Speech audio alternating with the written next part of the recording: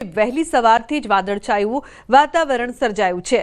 ભર શિયાળે ચોમાસા જેવા વાદળો ઘેરાયા છે। ચોમાસા જેવા વાદળો દેખાતા ચિંતાનો માહોલ છે તો ઘઉં અને બટાકાના પાકને નુકસાન થવાની ભીતિ પણ સેવાઈ રહી છે। તો ભર શિયાળે ચોમાસા જેવા વાદળો ઘેરાયા છે। સાબરકાંઠા જિલ્લાના વાતાવરણમાં અચાનક પલટો જોવા મળ્યો છે। ઉલ્લેખનીય છે કે પાકની નુકસાનની ભીતિ પણ સેવાઈ રહી છે। વહેલી સવારથી વાતાવરણમાં પલટો। ઈશાન જોડાયા છે ફોન લાઈન પર વધુ માહિતી આપવા માટે। ઈશાન, શું વધુ માહિતી આ સમગ્ર મામલે? સાબરકાંઠા જિલ્લામાં અચાનક જ વહેલી સવારથી વાતાવરણમાં પલટો જોવા મળતો। ગત સાંજથી જ જાણે કે વાદળછાયું વાતાવરણ છવાયું હતું।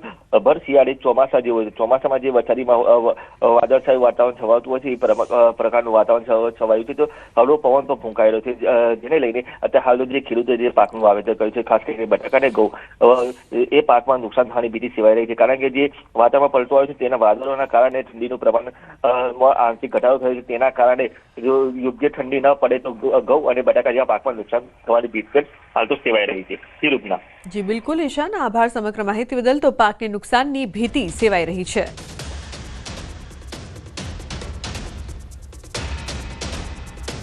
તો ખેડૂતોના માથે ફરી માવઠાની ઘાત છે। ડિસેમ્બરમાં હવામાનમાં આવી શકે છે પલટો। માવઠાને લઈને અંબાલાલ પટેલની આગાહી છે। બીજા સપ્તાહમાં રાજ્ય પર માવઠાનો ખતરો છે। 15 ડિસેમ્બર બાદ ત્રાટકશે આફતરૂપી માવઠું। પશ્ચિમી વિક્ષોભોના કારણે વરસાદની શક્યતા છે તો ઉપસાગરમાં સક્રિય સિસ્ટમના કારણે માવઠું આવી શકે છે। ડિસેમ્બર પછી આવવાની શક્યતા રહેશે અને ત્યાર પછી એક મજબૂત પછી વિક્ષોભ આવતા જશે। એટલે ડિસેમ્બરના બીજા સપ્તાહ બાદ અને 15 ડિસેમ્બર બાદ પણ ગુજરાતમાં માવઠું થવાની શક્યતા રહેશે।